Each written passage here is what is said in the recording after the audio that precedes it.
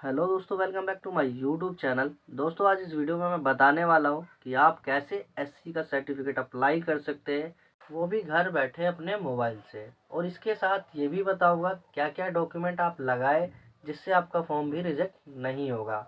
अगर आप उत्तर प्रदेश में रहते थे और आप दिल्ली में रहने लगे तो कैसे आप अप्लाई कर सकते हैं इसके बारे में बताऊँगा। वीडियो को बिना स्किप किया आपको सारी चीज़ें देखनी है। और इस चीज़ को मैं आपको गारंटी दे रहा हूँ, अगर आपने पूरी वीडियो बिना स्किप किए अगर देखते हो तो आपको इसके अलावा कोई दूसरी वीडियो देखने की भी ज़रूरत नहीं पड़ेगी।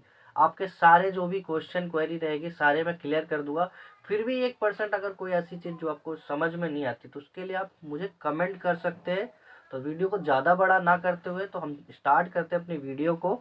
सबसे पहले आप अपने मोबाइल या लैपटॉप या कंप्यूटर में गूगल क्रोम खोल लेना है। गूगल क्रोम खोलने के बाद यहाँ टाइप करना है ई डिस्ट्रिक्ट दिल्ली।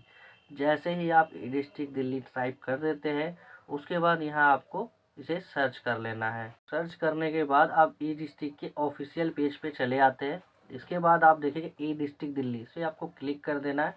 फिर आप होम पेज पे आ जाते हैं। इसके बाद आपको यूज़र आईडी और पासवर्ड डाल के कैप्चा डाल के लॉगिन करना है। अगर आपको ये नहीं पता यूज़र आईडी पासवर्ड कैसे बने तो मैंने डिस्क्रिप्शन में वीडियो बना रखी है कि ई डिस्ट्रिक्ट पे आईडी पासवर्ड कैसे बनाते हैं। आप वहां जाके आप अपना ई डिस्ट्रिक्ट का आईडी पासवर्ड बना सकते हैं।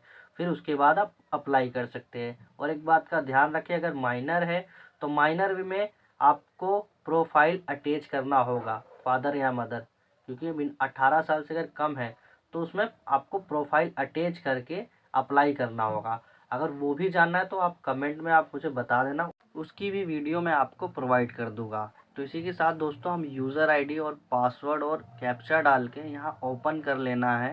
तो मैं आपको बता देता हूँ। सबसे पहले हम यूज़र आईडी डाल देते हैं, फिर पासवर्ड डाल के यहाँ कैप्चा कोड हमें फिल कर देना। कैप्चा कोड का ध्यान रखना है, सही से फिल करना है, नहीं तो लॉगिन नहीं होगा। देख सकते हैं कैप्चा एक भी गलत होता है तो यहाँ पे आपको फिर दोबारा से पासवर्ड डाल के फिर कैप्चा ठीक करके फिर डालना होता है। तो हम यहाँ कैप्चा डाल देंगे। कैप्चा डालने के बाद हम यहाँ लॉगिन कर देंगे। लॉगिन करने के बाद आपके पास कुछ ऐसा पेज शो होगा, देखिए अप्लाई ऑनलाइन है, उससे हमें क्लिक करके सर्विसेज पे चले जाना है। जैसे आप सर्विसेज पे आ जाते हैं इसके बाद यहाँ देखेंगे बहुत सारी सर्विसेज है, तो हमें चूज़ कर लेना है, हमें स्क्रॉल करना है। और स्क्रॉल करने से पहले बता दूं, सीरियल नंबर लिखा हुआ है। सीरियल नंबर धीरे धीरे अपडेट होता रहता है जैसे जैसे ये डिस्ट्रिक्ट में सर्विसेज बढ़ाई जाती है। वैसे अभी जो सर्विसेज का सीरियल नंबर चल रहा है वो 31 नंबर है। 31 नंबर पे आप देख सकते हैं एससी सर्टिफिकेट, यहाँ अप्लाई पे क्लिक कर देना है। ऊपर देखेंगे कि सर्विस का नाम लिखा हुआ है, कौन सी सर्विस है। इसके बाद लिखा है इशू अथॉरिटी, कौन इशू करने वाला है और कितने दिन में इशू होगा। उसके बाद आपका देखो बेसिक डिटेल है, वहाँ आप चेक कर सकते हैं। इसके बाद आप कंटिन्यू कर देंगे।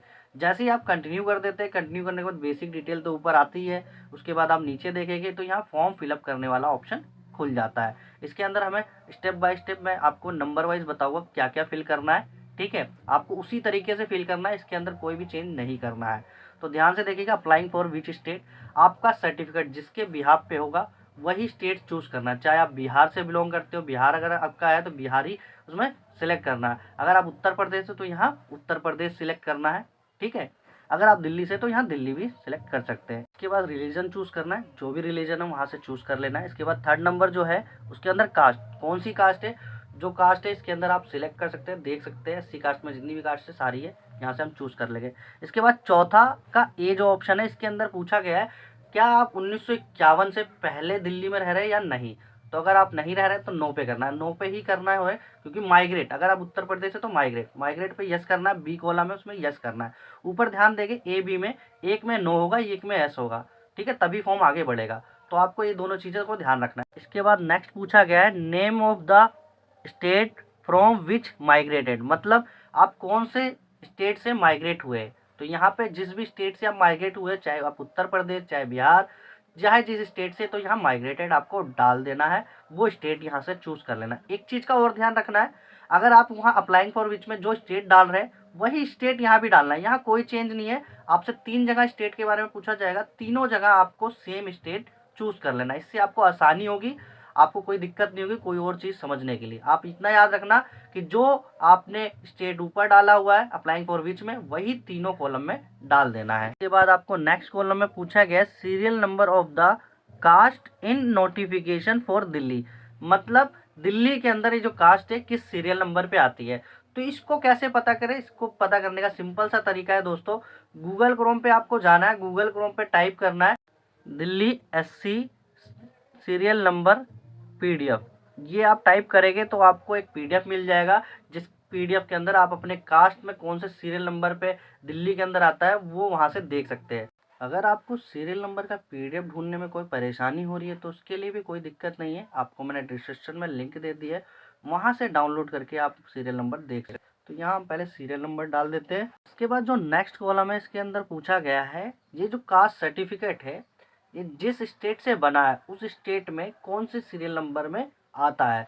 तो उसके लिए कैसे पता करें, तो गूगल पे जाना है और उस स्टेट का नाम लिख के सीरियल नंबर पीडीएफ डाल के आप वहाँ से भी उसे डाउनलोड कर लेना है। यहाँ हम पहले स्टेट सीरियल नंबर डाल देते हैं। तो पहले हम स्टेट सीरियल नंबर जैसे ही यहाँ डाल देते हैं तो यहाँ का जो नेक्स्ट कॉलम है यहाँ देख सकते हैं whether any of the paternal blood relation of the applicant process schedule caste certificate. मतलब कि आपका जो सर्टिफिकेट बना हुआ है जिसके बिहाफ पे आप बनवा रहे हो तो उनसे क्या रिलेशन है, वही सारी बेसिक डिटेल आपको सीरियल नंबर 5 के बाद भरनी होगी। तो सबसे पहले हम सर्टिफिकेट जिसके नाम है उसका नाम यहाँ डालना है।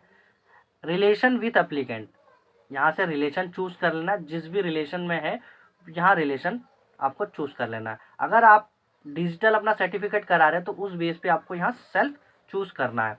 Address of the relative mention above, जो एड्रेस सर्टिफिकेट में वही एड्रेस यहाँ पे फिल करना है, उसके अलावा कोई दूसरा एड्रेस नहीं डालना है। अगर आपका यूपी का सर्टिफिकेट का एड्रेस यूपी का अगर लिखा हुआ तो यूपी का ही एड्रेस डालना है, ना कि जहाँ का आधार कार्ड है वहाँ का। ठीक है, जो एड्रेस सर्टिफिकेट में वही डालना है। इसके बाद caste of relative belong to state, मैंने पहले भी कहा था जहाँ भी स्टेट पूछा जाए वही सेम स्टेट जो ऊपर हमने डाले हैं वही सेम स्टेट यहाँ पे हमें डाल देना है। इसके बाद यहाँ देखेंगे सर्टिफिकेट, यहाँ पे एक चीज़ और देखो, एंटर वैलिड वैल्यू। तो इसमें क्या होता है, एंटर वैल्यू तब बताता है जब आप कोई चीज़ें गलतियाँ करते हैं। तो आप जब आप सारी चीज़ें ठीक कर देते हैं उसके बाद आपको करना क्या है, आपको टैप करना है। आप जैसे नेक्स्ट पे करेंगे उसके बाद ठीक हो जाएगा। इसके बाद हम नेक्स्ट की बात करें तो नेक्स्ट में सर्टिफिकेट नंबर पूछा गया है। तो सर्टिफिकेट में देखेंगे आप सर्टिफिकेट के अंदर कॉर्नर पे वहाँ पे सर्टिफिकेट नंबर डला होता है, आपको वही सर्टिफिकेट नंबर यहाँ डाल देना है। एक बात ध्यान रखना है सीरियल नंबर भी वहाँ होता है, ठीक है, उसको नहीं डालना, जो सर्टिफिकेट नंबर वही डालना, नहीं तो ये फॉर्म रिजेक्ट हो जाएगा। इसके बाद इशू डेट, आप देखेंगे सर्टिफिकेट के नीचे जहाँ सिग्नेचर होते हैं, जहाँ पे स्टैंप लगा हुआ होता है वहाँ पे इशू डेट भी लिखा होता है। तो वहाँ पे से आपको यहाँ इशू डेट चूज कर लेना है। इसके बाद इशूइंग अथॉरिटी एड्रेस, आप ध्यान से देखेंगे जहाँ पे साइन और स्टैंप पे भी इशू अथॉरिटी एड्रेस लिखा होता है, किस अथॉरिटी। और सर्टिफिकेट के ऊपर देखेंगे तो ऊपर भी सर्टिफिकेट के ऊपर भी कौन सी अथॉरिटी से सर्टिफिकेट बना है वो लिखा होता है, जैसे government of Bihar, government of Uttar Pradesh, revenue department, deputy commissioner office. ये सारे जो होते हैं अथॉरिटी होते हैं उनके पूरे एड्रेस को हमें डाल देना है। जैसे हम डिप्टी कमिश्नर यहाँ नॉर्थ इसमें फिल कर रहे हैं तो देख सकते हैं, ठीक है। इसके अलावा देखिए इशूइंग ऑफिसर डेजिग्नेशन, ये जो इशूइंग ऑफिसर डेजिग्नेशन है ये आपके सर्टिफिकेट पर लिखा हुआ होगा, जहाँ पे स्टैंप और साइन हुए होते हैं वहाँ देखेंगे तहसीलदार लिखा होता है। तो आपको वहाँ पे सिर्फ तहसीलदार नहीं लिखना, जिस एरिया के है वो एरिया भी लिखना है, ठीक है। इसके अलावा आप वहाँ देखेंगे तो वहाँ कहीं जगह अचल अधिकारी भी होता है, तो वहाँ पे अचल अधिकारी जिस एरिया के वो एरिया भी लिखना है, जिससे ये पता चले कि ये जो डेजिग्नेशन है कौन से क्षेत्र के ऑफिसर के है। इसके बाद जो नेक्स्ट है पर्पस सर्टिफिकेट, किस पर्पस से आप ये सर्टिफिकेट बनवा रहे हैं। तो यहाँ सिंपली लिख देना है आपको एजुकेशन पर्पस, या अगर आपका कोई और पर्पस है तो वहाँ पे आप टाइप कर सकते हैं, ठीक है। बाकी तो एजुकेशन पर्पस से ही सर्टिफिकेट बनाया जाता है। इसके बाद जो है कंटिन्यू टू नेक्स्ट, यहाँ पे क्लिक कर देना है। जैसे ही आप कंटिन्यू टू नेक्स्ट पे क्लिक कर देते हैं तो आपका जो पेज है अगले पेज पे खुल जाता है, जिसके अंदर आपको सपोर्टिंग डॉक्यूमेंट अपलोड करने हैं। मैं आपको सीरियल वाइज एक एक करके बताऊंगा कौन कौन से डॉक्यूमेंट अपलोड करने हैं यहाँ पे। तो सबसे पहले आपको कास्ट प्रूफ अपलोड करना है, ठीक है। जिसके बिहाफ पे आप सर्टिफिकेट बना रहे हो उनका यहाँ कास्ट सर्टिफिकेट अपलोड करना है। तो यहाँ देखेंगे सिलेक्ट कास्ट सर्टिफिकेट, आप इसमें दूसरे में देखें सिलेक्ट डिपार्टमेंट, तो यहाँ चूज़ कर सकते हैं कौन से डिपार्टमेंट से बना है। अगर आप किसी डिपार्टमेंट में ना चूज़ के अदर भी करेंगे तो कोई दिक्कत नहीं है, ठीक है ना। डिपार्टमेंट का यहाँ नाम लिख देना है, इसके बाद डॉक्यूमेंट नंबर, ठीक है। डॉक्यूमेंट नंबर डालने के बाद आपको एक चीज़ याद रखना है, जो भी आप PDF अपलोड करेंगे सभी की सभी PDF 200 KB के अंदर हो। इससे अगर ऊपर हो गए तो वो अपलोड नहीं होगा, ठीक है। तो हम सारे डॉक्यूमेंट सबसे पहले आपको 200 KB के अंदर कर लेना है। हम यहाँ इसे अपलोड कर देते हैं। पहले अपलोड करने के बाद यहाँ ओके वाला ऑप्शन है, उसे ओके कर देंगे। यहाँ हमारा सक्सेसफुल अपलोड हो चुका है। इसके बाद जो नेक्स्ट जो डॉक्यूमेंट अपलोड करना है वो है आइडेंटिटी प्रूफ, ठीक है। आइडेंटिटी प्रूफ के लिए हम अपलोड करते हैं, तो आइडेंटिटी प्रूफ के अंदर आप बहुत सारे डॉक्यूमेंट हैं जो आप आइडेंटिटी प्रूफ के लिए अपलोड कर सकते हैं। यहाँ पे आप सिलेक्ट कर सकते हैं जो भी डॉक्यूमेंट आपको अपलोड करना हो। तो यहाँ हम आधार कार्ड चूज़ कर लेते हैं, ताकि आपको मैं जल्दी से जल्दी वीडियो को बता सकूँ क्या क्या डॉक्यूमेंट है। आप यहाँ से दूसरा कोई भी डॉक्यूमेंट चूज़ कर सकते हैं। तो यहाँ मेरा आधार कार्ड पहले से सेव है, जल्दी से अपलोड कर देते हैं। जैसे ही आप इसे अपलोड कर देते हैं, ओके वाला निशान है, इस पर हम क्लिक कर देते हैं। सक्सेसफुली यहाँ पे अपलोड हो चुका है। जो तीसरा है, तीसरे नंबर पे प्रूफ ऑफ रिलेशनशिप, मतलब जो सर्टिफिकेट है उनसे जो रिलेशनशिप है उसका कोई यहाँ पे प्रूफ देना है। तो अगर आपका आधार कार्ड है और अपने ब्रदर के बेस पे बनवा रहे हैं या फादर के बेस पे बनवा रहे हैं, तो आपके फादर के बेस पे अगर बनवा रहे हो तो आधार कार्ड में आपको फादर का नाम 10वीं की मार्कशीट पे भी होता है। अगर भाई के बेस पे बनवा रहे हैं तो उनके आधार कार्ड पे फादर का नाम होता है, ठीक है। तो यहाँ हम वो प्रूफ डाल के अपलोड कर देते हैं। जैसे ही आप अपलोड कर देते तो ये भी सक्सेसफुली अपलोड हो जाता है, ठीक है। इसके बाद सीरियल नंबर चौथे पे रेजिडेंट प्रूफ अपलोड करने का ऑप्शन है। इसके अंदर आपको रेजिडेंट प्रूफ अपलोड करना है। यहाँ से रेजिडेंट प्रूफ में जो आपके पास प्रूफ है अवेलेबल है वो प्रूफ यहाँ से आप अपलोड कर सकते हैं। तो रेजिडेंट प्रूफ में बिजली का बिल, वोटर कार्ड, पानी का बिल कुछ भी अपलोड कर सकते हैं। तो यहाँ हम अपलोड कर देते हैं, ठीक है। जैसे ही आप रेजिडेंट प्रूफ अपलोड कर देते हैं, इसके बाद जो नेक्स्ट कॉलम है उसके अंदर आपको यहाँ पे लिखा हुआ है क्या आपके पास कोई ऐसा प्रूफ है जो 20/9/1951 से पहले दिल्ली में रहने का कोई प्रूफ है। अगर आपके पास नहीं है तो इसे आपको छोड़ देना है। आप देखेंगे जो रेड स्टार है सिर्फ उसी को फिल करना है, ठीक है। अगर आपको फिल करने का फिर भी लग रहा है कि फिल कर देना चाहिए, तो आप कुछ नहीं, इसके अंदर आप अपना जो सर्टिफिकेट है जिसके भी आप पे बना रहे हो वो सर्टिफिकेट यहाँ अपलोड कर सकते हैं। इससे कोई फ़र्क नहीं पड़ता क्योंकि वो ज़रूरी नहीं है। तो यहाँ आप चाहे खाली छोड़ दें या वो सर्टिफिकेट अपलोड कर दें। इसके बाद जो नेक्स्ट कॉलम है 6, उसके अंदर आपको सेल्फ डिक्लेरेशन। आपको एक चीज़ बता दूँ, आपका जो सर्टिफिकेट बनता है वो सेल्फ डिक्लेरेशन के बेस पे ही बनता है। तो यहाँ से आपको ध्यान से भरना है। आप सेल्फ डिक्लेरेशन है जो नीले वाला आपको शो कर रहा है, इसके अंदर आपको सेल्फ डिक्लेरेशन के लिए आपको क्लिक कर देना है। आपका सेल्फ डिक्लेरेशन यहाँ से डाउनलोड हो जाएगा, ठीक है। जैसे ही आपका सेल्फ डिक्लेरेशन डाउनलोड हो जाए, उसके अंदर आपको सिग्नेचर करके इसे 200 KB का PDF बना के अपलोड कर देना है। और एक बात का ध्यान रखना, अगर माइनर है बच्चा तो उस फेस में बच्चे के जो माता पिता है, जो गार्जियन है, उनके सेल्फ डिक्लेरेशन पे साइन हो गए। तो यहाँ हम सेल्फ डिक्लेरेशन को अपलोड कर देते हैं। अपलोड करने के बाद यहाँ आप नीचे देखेंगे 7वां और 8वां 2 ऑप्शनल डॉक्यूमेंट के लिए आपको जगह मिल रही है। यहाँ पे अगर आपके पास और एडिशनल कोई डॉक्यूमेंट है यहाँ पे आप अपलोड कर सकते हैं। अगर आपके पास नहीं है तो आप उसे छोड़ भी सकते हैं। तो यहाँ कंटिन्यू टू हम नेक्स्ट कर देते हैं। कंटिन्यू टू नेक्स्ट करने के बाद यहाँ देखिए एक फ़ोटो वाला ऑप्शन अभी आ रहा है, ठीक है, क्योंकि इसमें पहले से फ़ोटो ऐड है। तो यहाँ मॉडिफाई करके आप फ़ोटो भी चेंज कर सकते हैं। अगर आपके पास फ़ोटो वाला जब अगर ऑप्शन नहीं आ रहा होगा तो यहाँ ऐसा ऑप्शन कैप्चर अपलोड वाला आता है।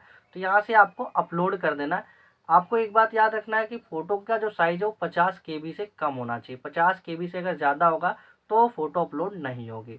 तो यहाँ 50 KB का फ़ोटो अपलोड कर देते हैं। फ़ोटो अपलोड करने के बाद आप एक बार अपने सभी डिटेल को एक बार फिर से चेक कर सकते हैं और इसे एडिट कर सकते हैं। अगर आपको लगे कि कोई चीज़ चेंज करनी है तो यहाँ एडिट का ऑप्शन है, आप एडिट करके वहाँ से आगे कर सकते हैं। अगर कोई चीज़ आपको इसमें गलत नहीं लग रही, सारी चीज़ें आपको ठीक लग रही है, तो आपको सीधा नीचे आना है। इसके बाद आपको फाइनल सबमिट वाला जो ऑप्शन है इसे आपको चूज़ करके ओके कर देना है।